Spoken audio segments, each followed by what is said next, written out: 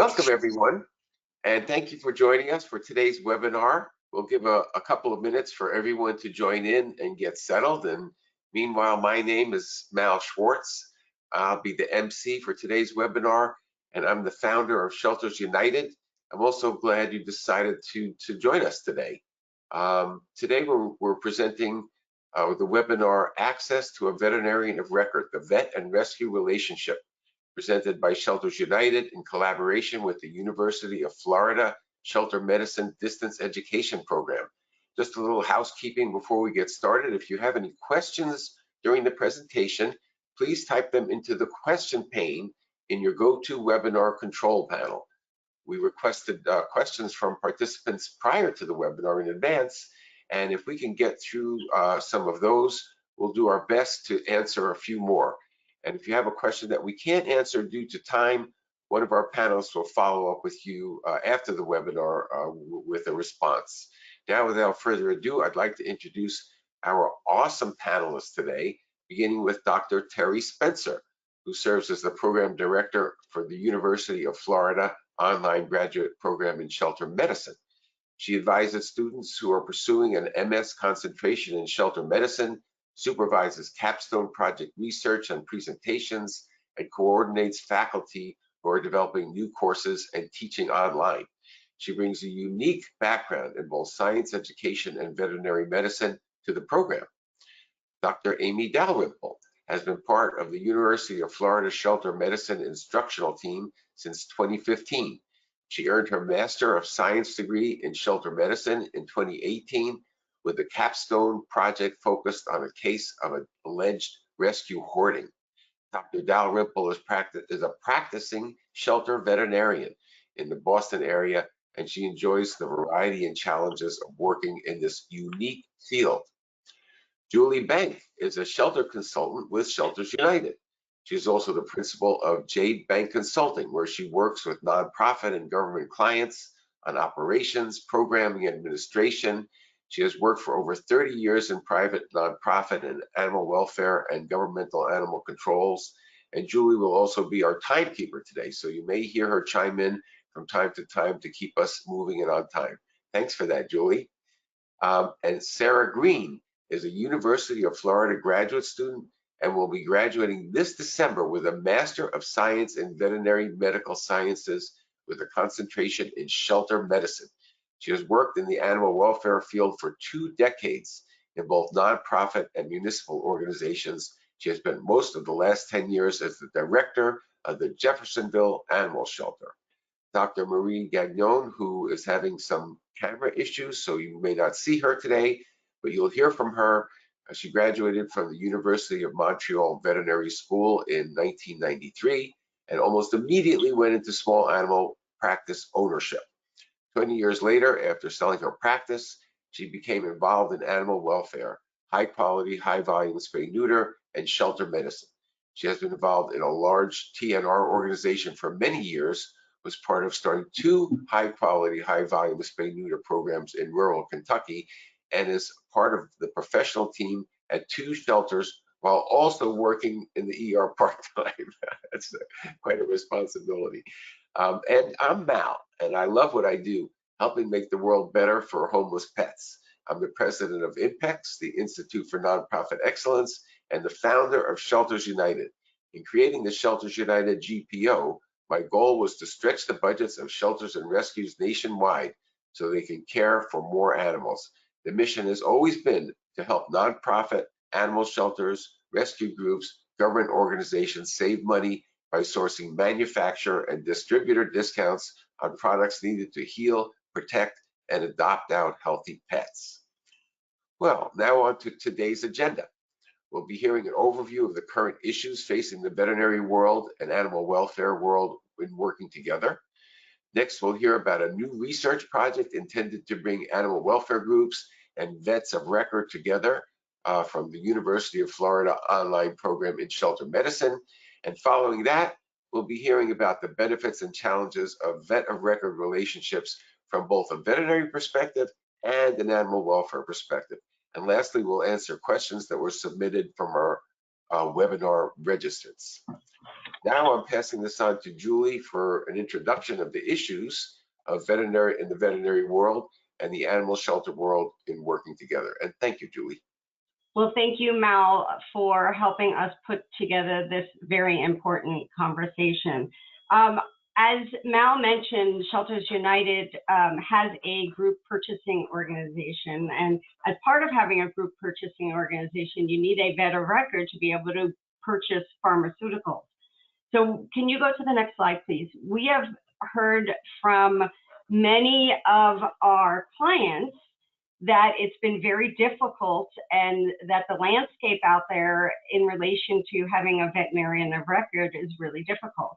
And you could see here a list of things that we have heard from Shelters United partners. You'll see that it's difficult purchasing pharmaceutical items. They're having difficulty finding exams and treatments for animals with medical injuries and also just basic treatments needed. Basic wellness, including rabies vaccines, spay, neuter, and surgery, euthanasia, certifications and drug logs, premise permits, everything on this list are all things that many of the animal sheltering folks are struggling finding veterinary support. Go to the next slide, please.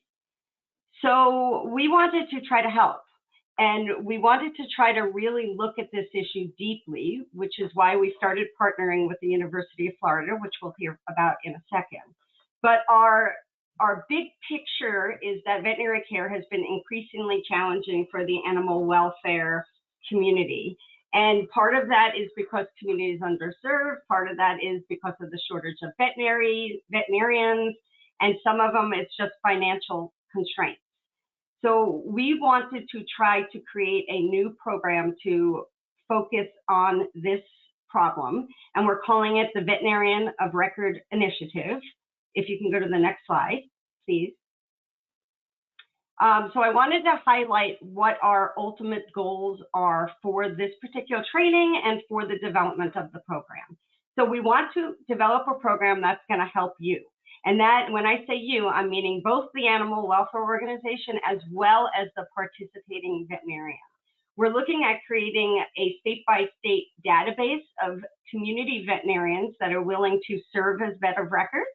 We're looking to match shelters with veterinarians, but we also recognize that we have to develop materials and training to make sure that this relationship works.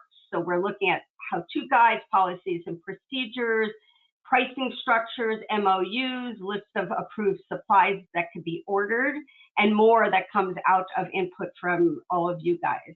We're looking at potentially incorporating telemedicine into this new initiative and really having a good academic background and basis for all the things that we're working on to make sure that everybody is comfortable.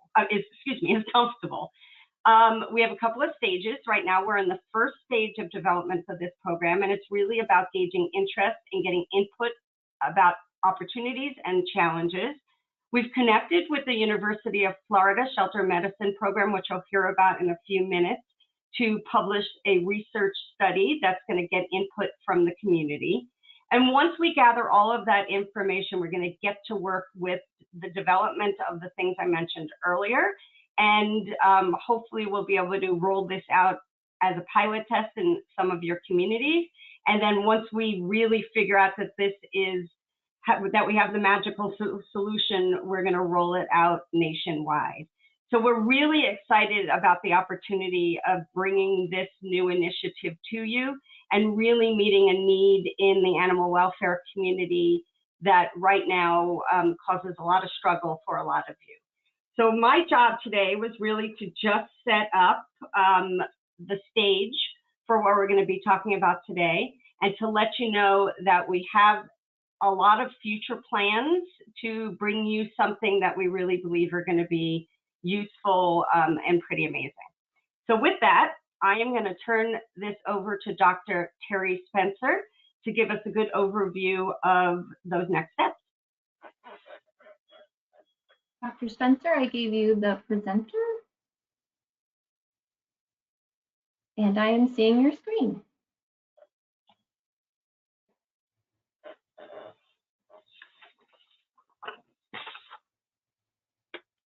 All right, go ahead, Dr. Spencer. Okay, so we are here to talk a little bit about the research that the University of Florida Graduate Program in Shelter Medicine is going to be doing. It should be kicking off here soon. It's a research project that our students and faculty members will be gathering information about veterinary of record relationships. But before I describe to you what will be in the survey that we're going to send out to you, I want to give you some context for why we think it's important to really dig into this relationship.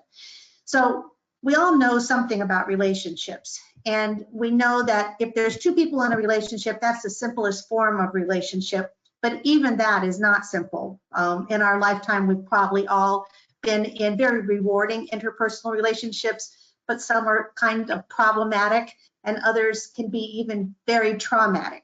And it takes a lot of work to keep these relationships going, to create them and to maintain them. So in the academic world where I live, there are lots of disciplines that study relationships. So all over campus, you'll find psychology, sociology, anthropology, business management, and marketing people studying these simple relationships and trying to figure out what causes them to break. But there's whole industries that have arisen to support relationships. Some of you may have hired life coaches in the past. That's a brand new industry out there to help with interpersonal relationships and professional relationships.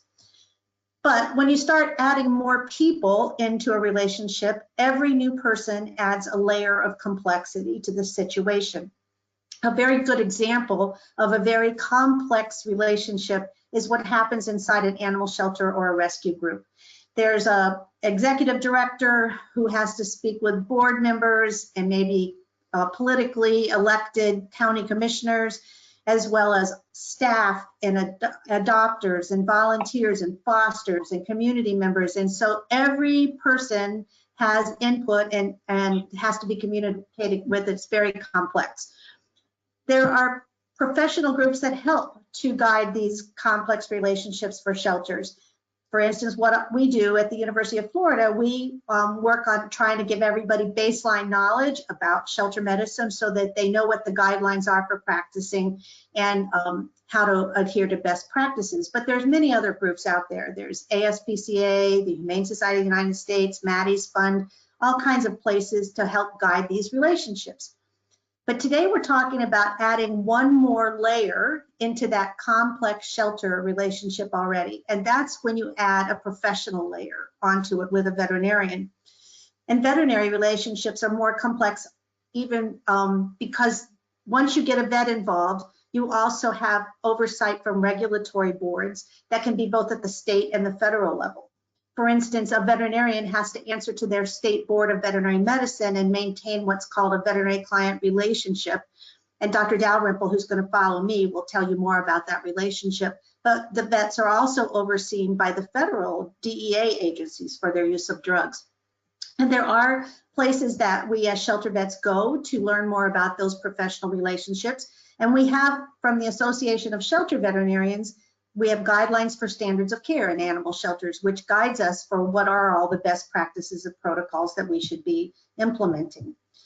So I'm going to move on because we're going to talk in this research project about one specific complex relationship. And that specific complex relationship is a business relationship, as Julie mentioned to you, and it's a three-way relationship. It's the very complex shelter with a professional veterinarian who is regulated. In the middle is the supply wholesaler from the veterinary supplier. And so this relationship is mandated by the wholesaler so that the shelter can order the drugs and equipment that they need, okay? So the veterinarian has to put their license up for that to happen. So what's interesting is that we don't have a definition or guidelines in the shelter medicine world for what this vet of record relationship should look like. There are other specialties in veterinary medicine, such as the Association of Bovine Practitioners, which they handle dairies and beef cattle, those kinds of operations, but they have very specific guidelines that look like this. that have been in practice, and it details in a couple of pages what the veterinary of record relationship should look like, and it's embedded within the veterinary client-patient relationship that vets have to follow by their state boards and their license. So it has a written agreement, oversight agreement, relationships with consultants and other vets, treatment protocols, and you'll see it says right on the first page, have a veterinarian of record. So it's very much defined. And you might ask, well, why isn't shelter medicine defined if other practices are defined? That's because bovine practitioners have been around for 100 years or more as a specialty, and shelter medicine's only been around for about a decade or more. So it's coming, but when the guidelines are published, they'll probably look something like the bovine guidelines, and Dr. Dalrymple will go into this in more detail. But it's because bovine practitioners operate or work very much like shelter medicine practitioners. We treat both individual animals, but we also treat the whole herd. So we call that population medicine. So what we need to start developing these guidelines is to answer a bunch of basic questions. And so our survey is going to send out a bunch of basic questions. So the problem is that we want to know what these relationships, what makes them productive and what causes them to break down. What are the challenges, and start to develop these guidelines that we need. Our hypothesis is that we think good relationships out there already exist, and you're going to hear one of those later with Sarah and Dr. Gagnon. But we want to find out where those good relationships are so that we can capture what's good and replicate it across the country. Additionally, we suspect one of the reasons that veterinarians are not very willing to serve as a veterinary of record is that there's multiple reasons. They're already too busy, or they can't afford to discount any further, or they can't do any more pro bono work, or they've had bad experiences in relationships in the past, or they don't have authority to oversee how their license is being used. So we're developing a survey with some basic questions in it.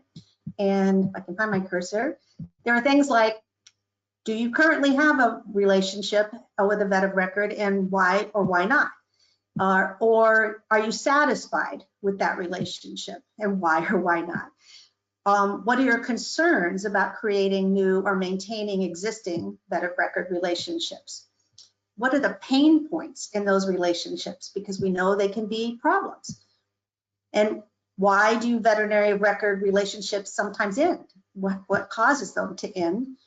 And what additional tools or technologies do people need to support these relationships? So this survey is actually at the Institutional Research Board right now that has to approve before we can send out that survey. And I expect the survey to get into people's hands by after Thanksgiving or early December. And Shelters United will be sending out the survey for us to all of their members, but you may get it from other professional organizations as well. It'll go to both veterinarians and to shelters, and the vets don't have to be shelter vets, they can be private practice vets, okay? But I want to prep you for a couple of the questions that will be in the survey. So we want to hear you, so we want to see what's working and what you need help with. But we also will be collecting samples of MOUs and contracts that you might have used in the past. So you don't have to give us any names in the contract, but if you're willing to share those, there'll be a place in the survey where you can upload them. And you can tell us what worked in those contracts or what didn't, okay? That would be super helpful. The other thing is that it's anonymous. The survey itself is anonymous because we don't want to associate anybody with if they've had a bad time with something or whatever. But there will be a final question where you can opt in and give us your name and contact information in case you want to be part of one of the pilot projects or a telemedicine project or something like Julie described that Shelters United may build after we get this research. So just to assure you though that that last question is separated from your answer in the survey. It will never be tied to your name, okay? And the final piece is that we'll also be asking you about which particular protocols would be most helpful to you for a vet of record to assist your shelter and rescue with from the beginning. And partly that's because we think a lot of shelters aren't familiar with all the other things that a shelter veterinarian can do besides spay neuter. And so we're very much trained in infectious disease control and in population management. And so if you're going to have a better record, let's see what else we can get them to do. Okay. So with that, I have my contact information here. You can reach out to me, or you can reach out to Shelters United and they can get a hold of me. So I'm going to turn it over now to Dr. Dalrymple.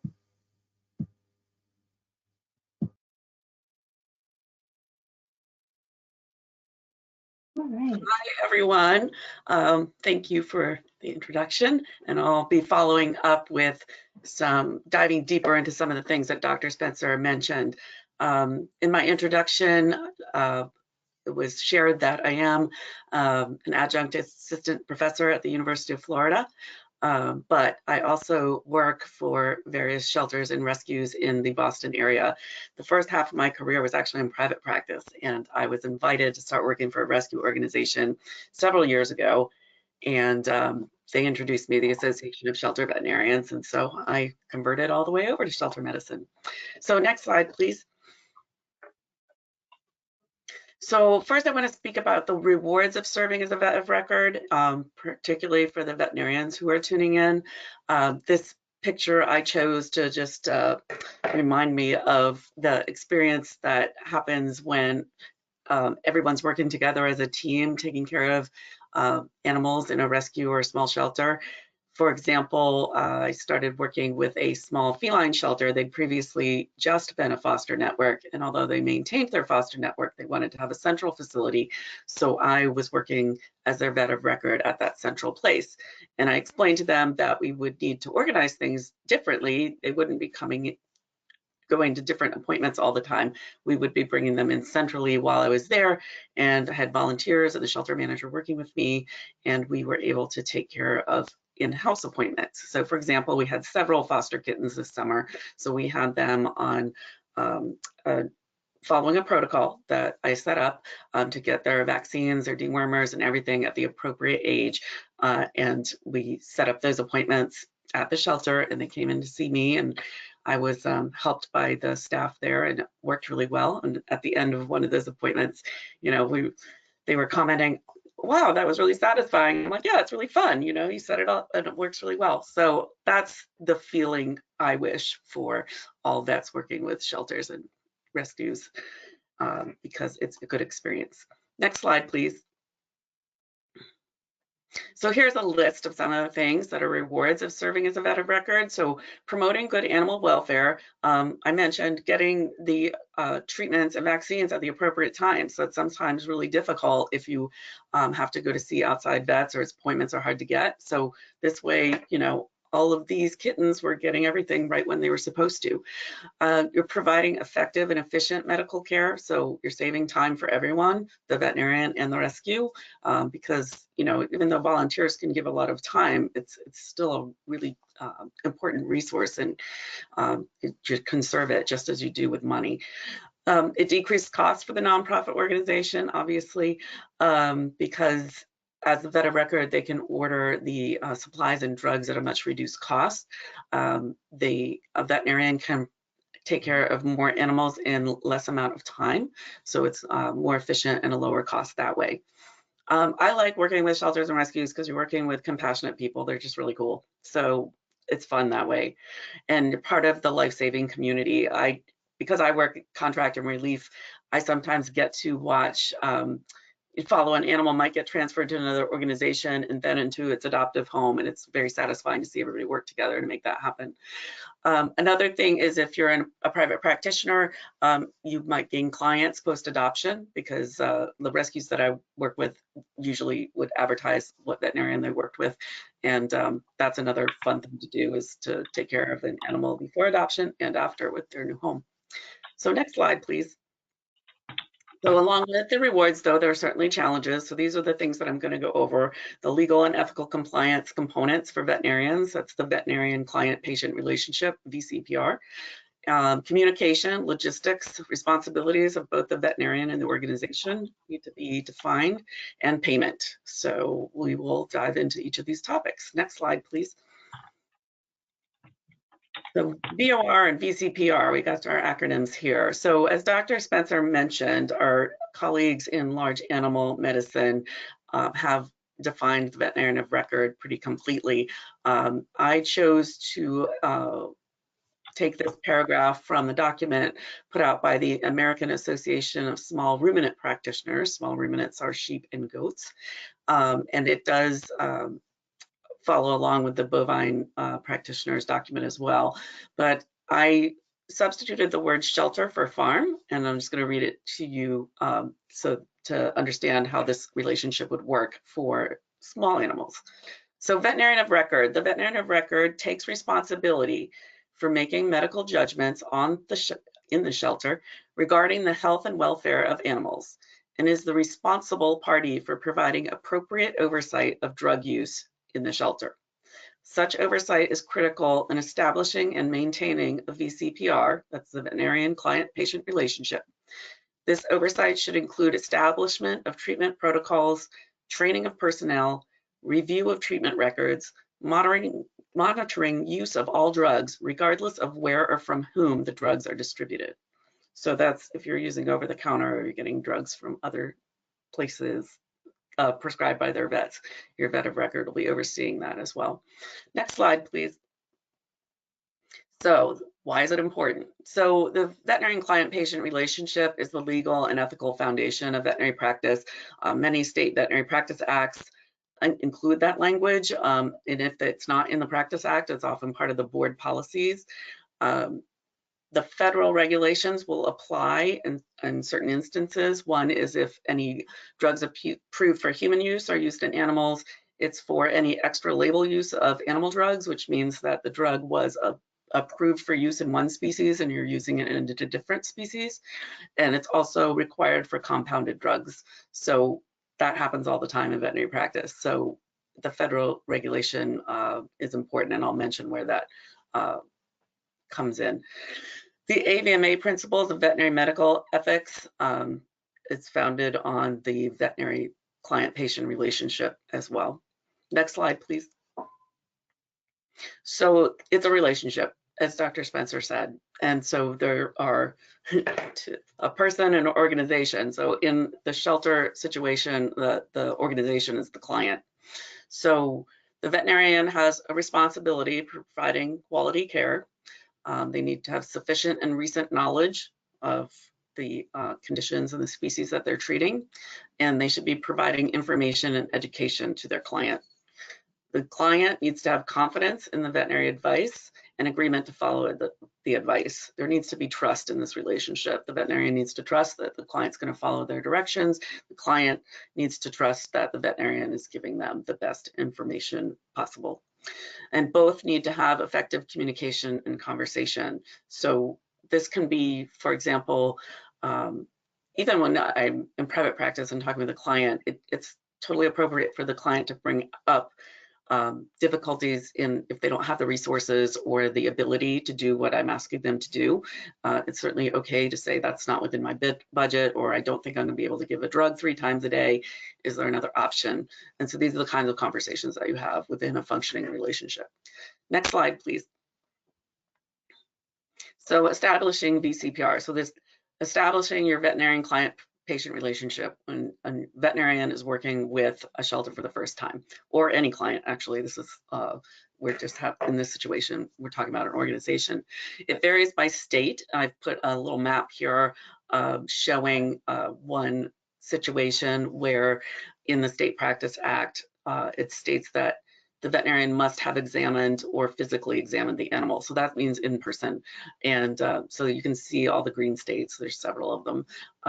This website at the bottom has is promoting telemedicine and veterinary medicine. And so it's a useful resource if you want to see more maps. Federal, again, applies to extra label and compounded drugs. The federal VCPR needs to be established either in person, at least either by physical examination of the animal or familiarity with the premises. It cannot be established remotely.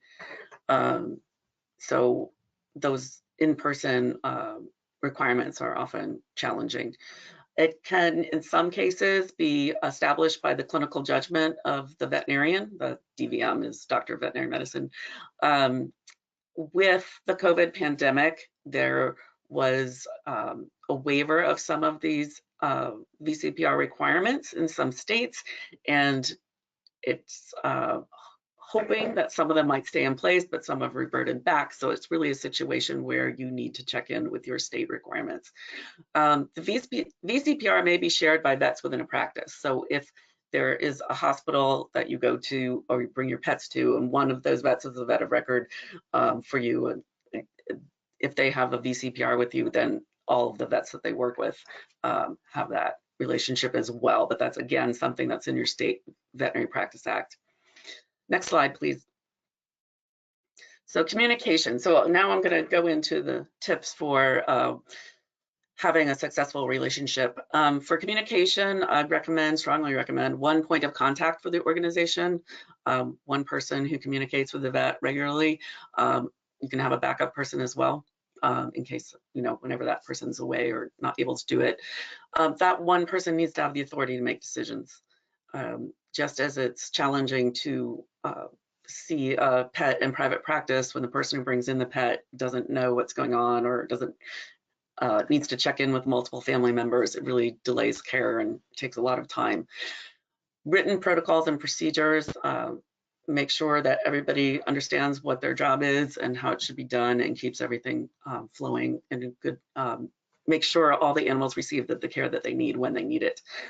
And the mode of communication should be established. So, we're talking about email, cell phone, maybe your organization uses Slack, and also determine what hours it's appropriate to call your veterinarian. I did work with a colleague, another veterinary colleague, who really preferred to speak on the phone versus email. I had an organization that used Slack for a lot of things, but it was constant. And so they asked if I wanted to be on the Slack channel. And I said no, because I wasn't going to be able to field that all of the time. So it should also establish how early you can call the vet or how late, and what you should do in emergency situations. Next slide, please. Logistics. So the other thing to iron out is how often your vet's going to go there. So I've usually, when I've worked as a contract veterinarian, gone on a weekly basis. That's because of the requirements in my state. There are a lot of regulations that require weekly exams at offsite adoption centers. So it's made sense for me, and I feel comfortable with that schedule. But it would be, as far as maintaining the relationship, you'd work that out with your own veterinarian. I do recommend routine rounds. So rounds is something that we talk about where you go through and visit every animal in the shelter and make sure they're getting what they need efficiently. And we talk about that in the traditional shelter, but you can still do it with a rescue, either in person at the weekly visit, or you could even do it virtually with fosters. And that's a good way to make sure things don't fall through the cracks. The veterinarian should oversee all protocols and procedures that relate to animal health and welfare. So that includes things like population management and sanitation, as Dr. Spencer mentioned. And the organization should have everything prepared and organized to maximize efficiency for the veterinarian's visit. So if I'm coming at a certain time, I expect the volunteers to be there, everything's set up, all the tests and treatments and things ready to go. Otherwise, you'll be spending money on time that's not being used efficiently. Next slide, please. Responsibilities. So make sure that it's clear of what the responsibilities of the veterinarian is, the responsibilities of the organization. Written contract or memorandum of understanding, also called an MOU, is very helpful and highly recommended. That should also include the consequences of not following through. For example, let's say you want your contract vet to promote compliance with your state regulations, but then your organization's director is not doing that. So that's a reason for me that a relationship has ended, because the organization is not complying with the very regulations that they hired me to ask them to do. Next slide. And payment. Dr. Dalrymple, you have about 2 minutes left. So all right, thank you. The payment should be part of the written agreement. Organizations I've worked for often prefer a flat fee versus an hourly charge. It allows them to plan their budget accordingly if it is a regular charge. So there might be a minimum charge depending on how far the veterinarian travels to you.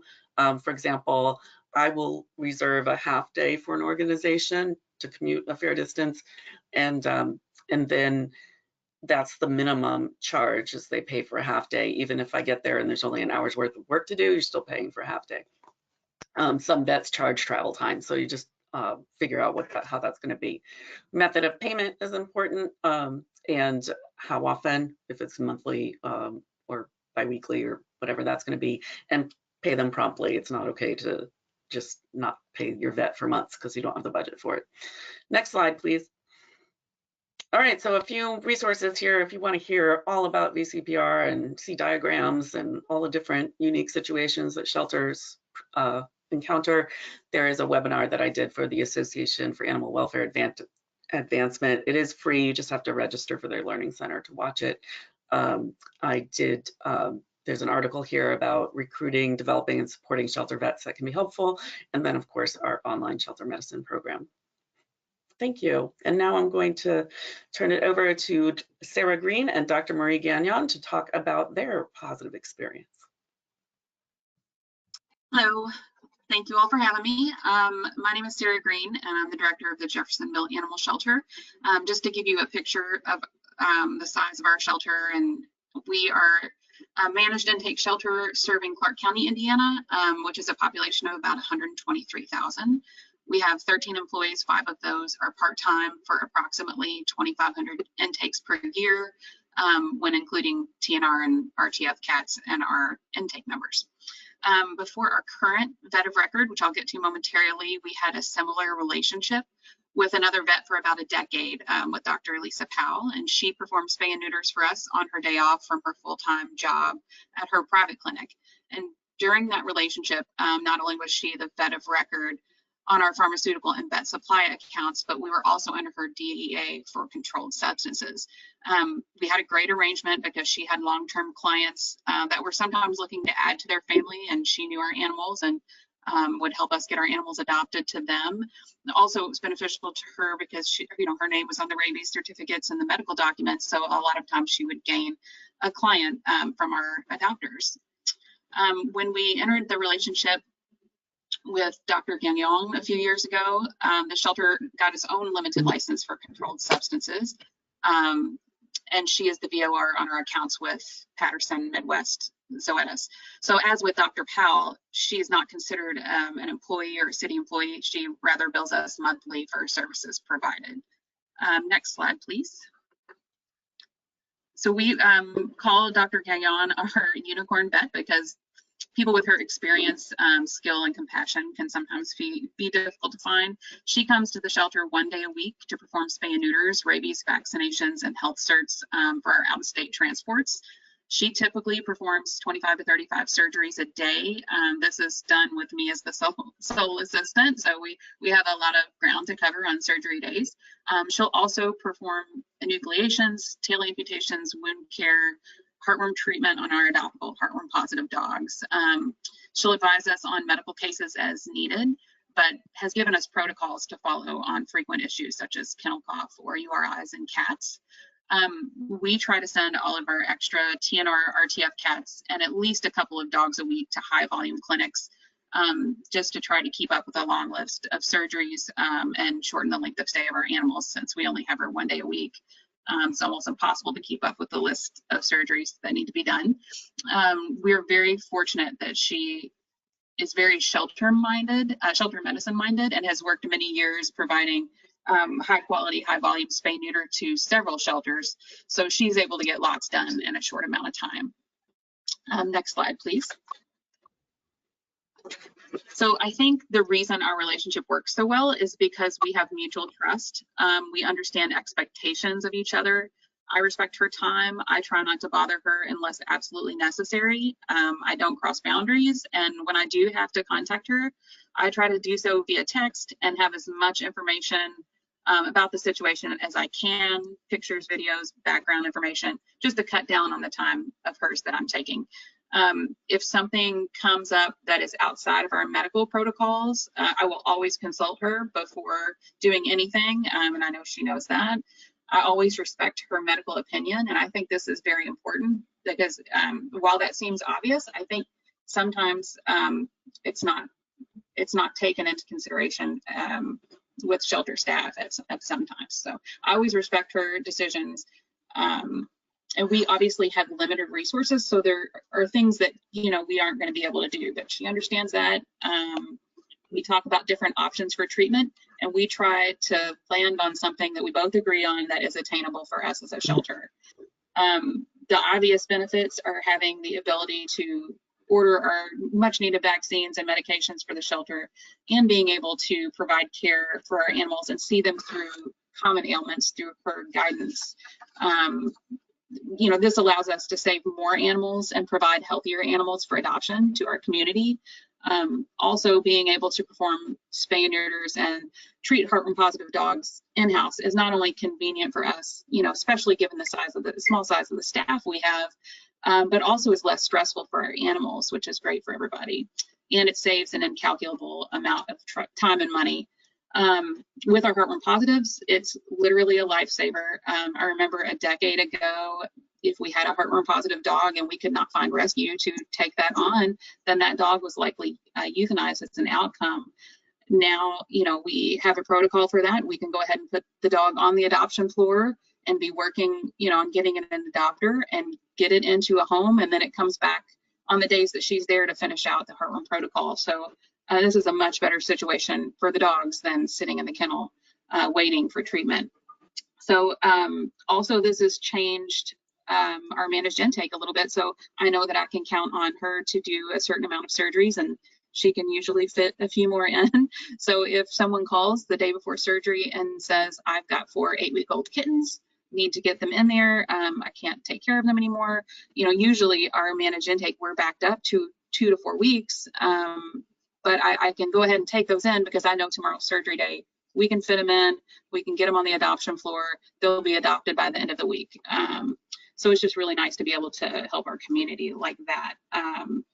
And then also in those instances, we have the ability to quickly get to the people and talk about fixing mom and things like that as well. So having a good relationship with a great VOR is honestly one of the biggest reasons that we're able to save as many animals and help as many animals as we do in our community. It is definitely not something to be taken for granted. And with that, I will give that to Dr. Gagnon.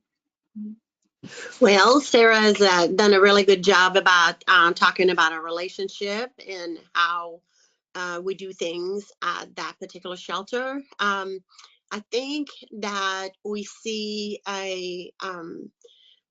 some issues with shelters having finding a vet of record, and there's many different, like, that's what we've been talking. There's many different reasons for that. But I think one really good reason, like Sarah said, is like the veterinarian's opinion should be respected. Things can be discussed together and come up to a good outcome. I'm a member of a few Facebook groups where shelter veterinarians, we kind of talk to each other about situations.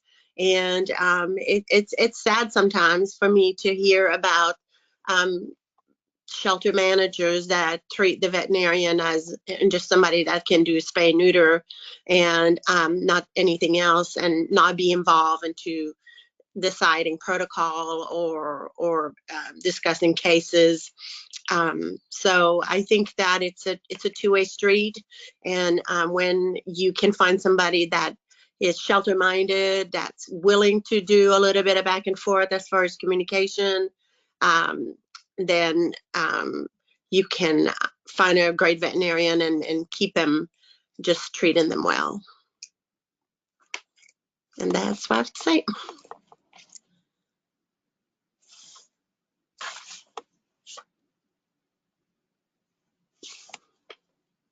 And I think we're, Mal? Thank you Mal, so would you like much, to- Sarah and Dr. Gagnon. I really loved hearing how you both work together.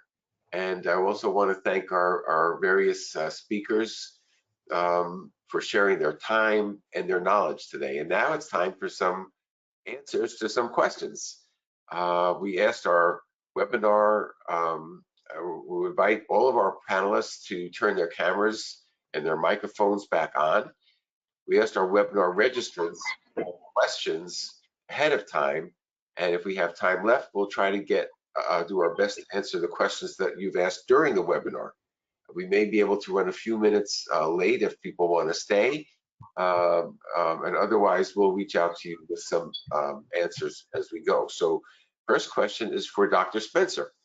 What is the best approach to recruiting veterinarians familiar with shelter medicine? So that's a really good question. It's tough to recruit any veterinarian across the universe right now. But if you're looking for someone with shelter medicine training, the good news is in the last decade, most veterinary schools in the US are starting to teach shelter medicine. And I would say almost every one of them teaches shelter medicine. But the caveat is that it's really a way to get surgical experience for students or to learn some like basic medicine, like how to sew up a wound or those kinds of things. So it's really not what we've been talking about tonight in terms of all the other protocols and guidelines. So you might want to build relationships with certain schools that you know are really teaching a more broad shelter medicine background and reach out to those new grads.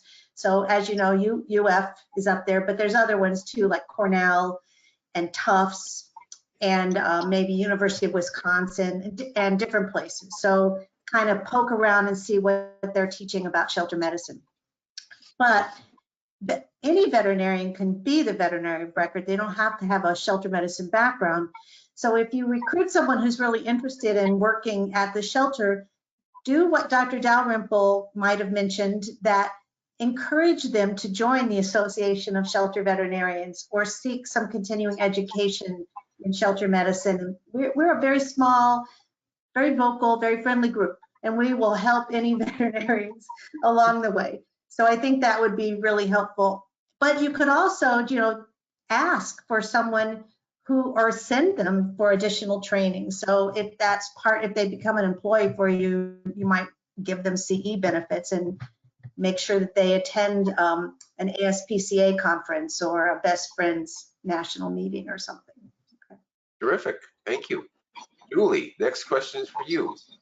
What's the best way for small rescues and small shelters who don't have the budget to hire a full-time veterinarian? Well, as you said in the question, it does take money to be able to hire a veterinarian, and Dr. Dalrymple reminded us that we have to pay our bills and we have to make sure that we are treating their time and energy with respect. This is a great area for you to consider donations and consider grants. There are definitely some grants out there and some people who really feel that shelter medicine or just medicine in general or helping animals in medical straits is something that they want to support. So I would definitely create some sort of an opportunity to bring in funds based on that. You can use individual animals needs if you have an individual animal with a great story, and also do a lot of research there. But the sad reality of it is, having the ability to provide medical care is important to our work. And if we can't, then we have to really look at that as part of our strategic planning and decide whether we can actually take in the amount of animals that we have been taking in and whether we should and how that's impacting the quality of care. So all of these, though, hopefully will be answered and we'll give you some strategies when we develop a new program. Question for Dr. Dalrymple. I'd love more information about VCPRs and how to effectively and legally support shelters as a veterinarian, asking the question. Okay, so the VCPR, the first place you need to start is to check your state's practice acts and policies, because that will really help you determine how you legally comply. In my state, I'm in Massachusetts, it's quite strict, so the VCPR does have to be established in person. So I have to examine each animal that I prescribe for. So I have found that a weekly arrangement works really nicely, like to visit the shelter every week. That doesn't mean that I don't talk to them in between those days. I can do that too, or arrange for an extra time if there's a particularly large transporter coming in or something like that. The advent of telehealth really could be helpful in maintaining these relationships. You can maintain, like once you establish the VCPR, you can maintain it virtually. There's a wonderful booklet by the AVMA that talks about the various types of telehealth and telemedicine and what governs that. That can be helpful if a shelter is farther away from you or you've limited access. It is possible in some locations that you may be able to establish VCPR by remote means, but you would have to check with your Veterinary Practice Act as far as that goes.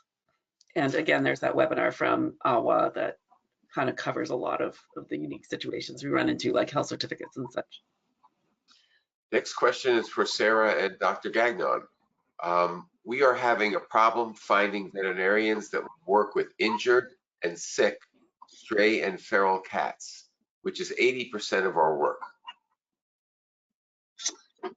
I'm not sure if you're in a rural or urban area, and I know sometimes that can change the landscape on access to vets. But if you did have a VOR, but they don't perform other services at the shelter, I would speak to them maybe about creating protocols on how to deal with the smaller issues under their guidance that they might feel comfortable with. If they could sit down with you and agree on these protocols, I think that could go a long way. If you don't have a VOR and have to transport to a vet for every service, I would ask to maybe meet with the vets that you may think are open to treating. They may not necessarily want to deal with us at their clinic and have ill strays with their own clients, but you might be able to do something like contract with them to come to your shelter for a couple of hours a week to deal with those kind of things. Also, there's HSUS and Best Friends. That a lot of them have state or regional reps that could probably give you some good guidance on vets in your area that might be able to help, and maybe they will help with introductions with that. Also, if you're near a vet school, I would definitely reach out to them as well.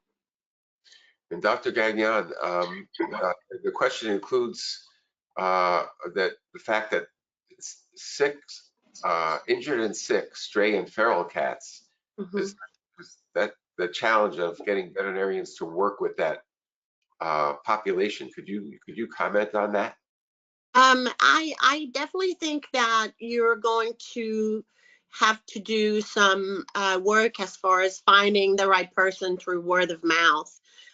You need to call veterinarian and talk to them. And typically, even in a pretty big city like Louisville, many of us know each other, and many of us would know who may be able to help. Maybe somebody is close to retirement. I always say there's dog vet and cat vet too. So just finding somebody that cares more about cat in general than maybe a typical small animal practitioner, and then also that it provide them the information or the ability to get the information about how to work with those community, if not even to send them to one of those national seminar that they can attend, and they can get CE hours, and they can also learn a lot about how to handle cats that are more aggressive, and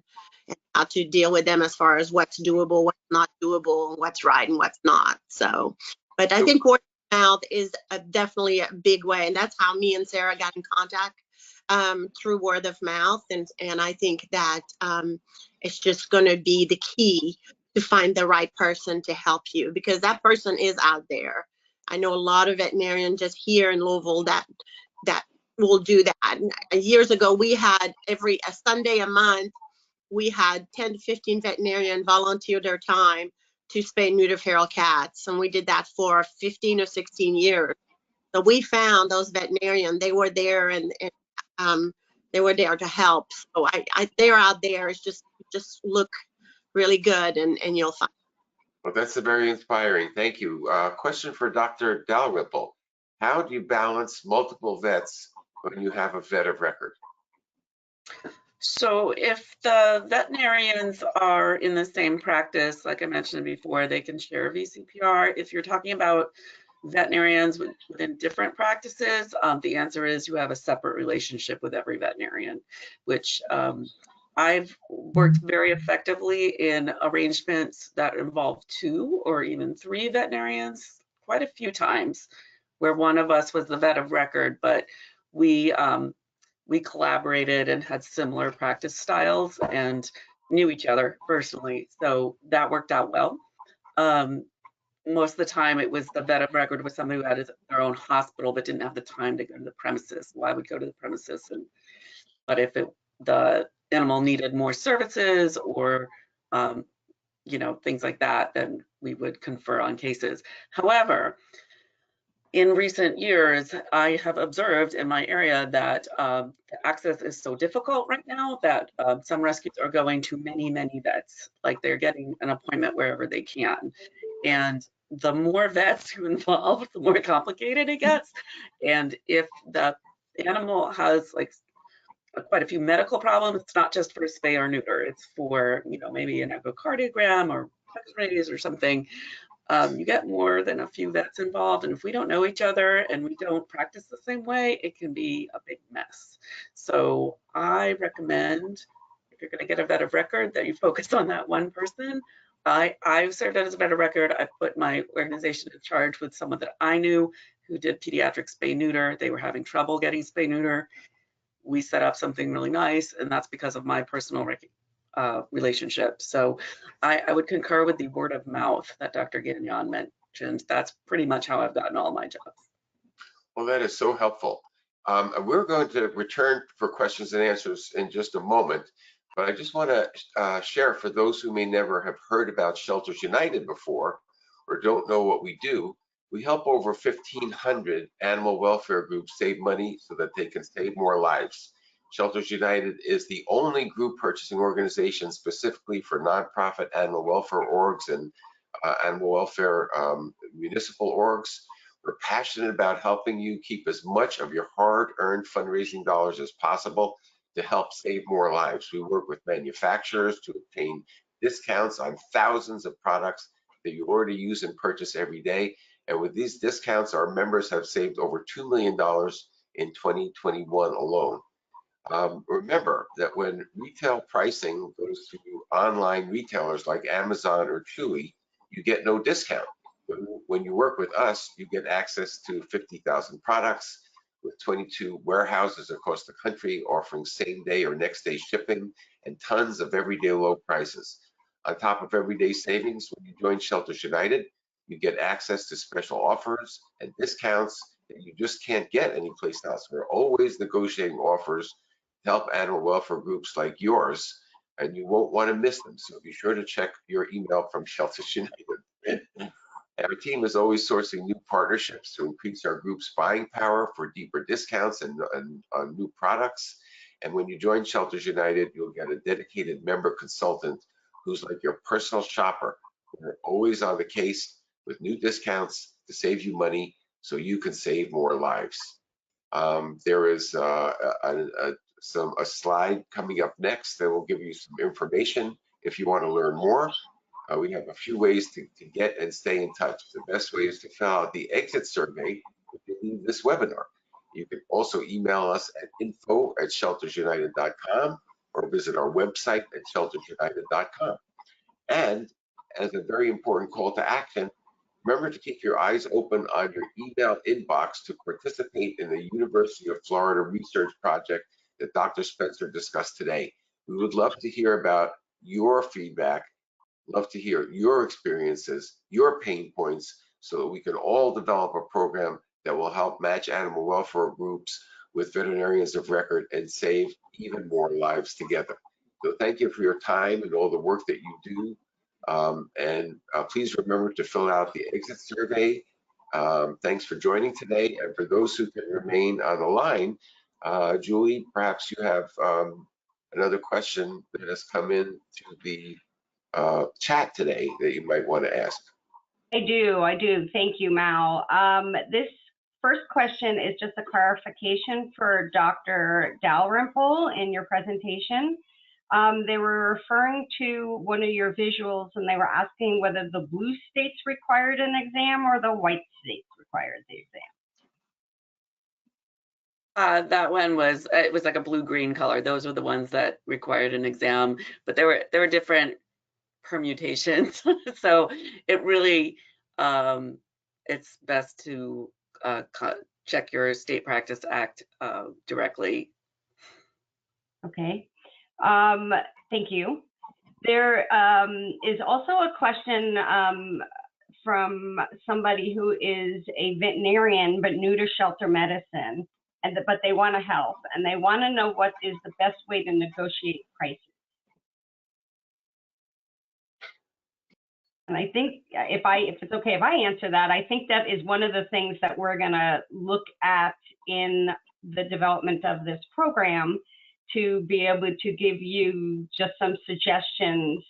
Obviously, that has to be different depending on your community, but to give you some suggestions on that and on contracts to make it on the up and up and comfortable for everybody. Go ahead. Julie, I would say too that in the survey, we'll be collecting information about what vets feel like per hour charges should be for certain things and what shelters think they're willing to pay per hour for things. So we're trying to collect that information as well. And no one ever likes to talk about money. Go ahead. I can share a little bit. I mean, there are some veterinarians who will donate their services. So if you're lucky to find that, that might be a possibility, or a private practitioner might discount services. So in my area, I see them discounted 10 to 20% for organizations, but you have to discuss that with the hospital itself. For me, working on contract basis, I charge per hour with a minimum charge, and the hourly charge I would use as your guideline. The relief vet rates in your area, I charge the same as for private practice as I do for shelter. And the salaries for private practice vets, and in the latest survey, which there was an article a few years ago, that they're on par with private practice. But it depends on where you live. So don't be thinking that it's half price because you're doing shelter medicine.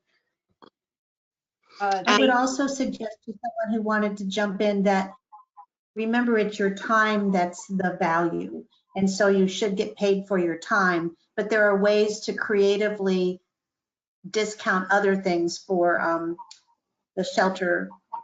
For instance, I've worked in shelters where rescues come to the shelter to use our services for things, but we would purchase drugs for them and have like a whole bottle of, or a whole case of Clavamox that's for that rescue. And so we would dispense from that rather than charge them an individual prescription charge each time. So they would have their own supply of certain drugs to save, but they would still pay for our time. So. And there's also the Facebook group that I think is Shelter Medicine Veterinarian, and there's high quality, high volume spay neuter. There's a Shelter Medicine Relief group. So all these are available, and you know, on the day-to-day basis, when you get a question, you can ask just, you know, a bunch of people that are doing the same thing as you do for their advice. And for me, it's been very helpful. And don't forget, you can always study online with us at the University of Florida. We're a nice, friendly group too. There are a bunch of questions that are asking more about the logistics of some of this webinar and future. So what the question was whether this is going to be available and will they get the slides. So the recording will be available and will be sent to you after the webinar is over. Which obviously you'll have access to those slides. There was also a bunch of questions about the development of the program and whether it will be regionally specific. including the list of vet of records that will be matched. So that is the hope. The hope is that we are going to get individuals that will sign up and say you are in need of a vet of record, or you are a veterinarian looking to become a vet of record, and we can match you there. I think there's just one final question in here, and the question was, could you repeat those Facebook groups that you just mentioned? Me? I think, I'm not sure who said the Facebook groups, but I think it was me. So that's mainly for veterinarians. I mean, of course, there's a bunch for rescues and shelters, but for veterinarians, the Facebook groups are Shelter Medicine Veterinarian. That's the group, and then high quality, high volume spay neuter. There is Relief, high quality, high volume spay neuter, and then there's Relief Shelter Veterinarian group 2. So, and Right. I think, Mal, that is the end of our questions. Awesome. Well, I want to thank everybody so much for joining. It's really been delightful to know that you're interested in learning more. And please take our exit survey, and we look forward to continuing to work together to try to resolve this challenging situation of lack of the availability of veterinary care for our shelters and rescues. And it's something that we all, aspire to really get to a place where it's not quite so challenging as it is today. So we'll look forward to that day. Thank you very much. And thank you, panelists. This has been so awesome. Thank you. Thank you. Thanks for having us. Goodbye.